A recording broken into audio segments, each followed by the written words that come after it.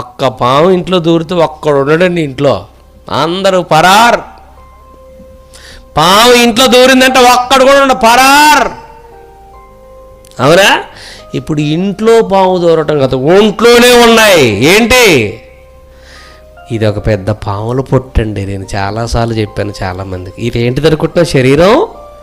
ఇదొక పాముల పుట్ట, ఎన్నో బుసలు కొట్టే ఉన్నాయి లోపట. ఏంటవి? కామాతురత, అపవిత్రత,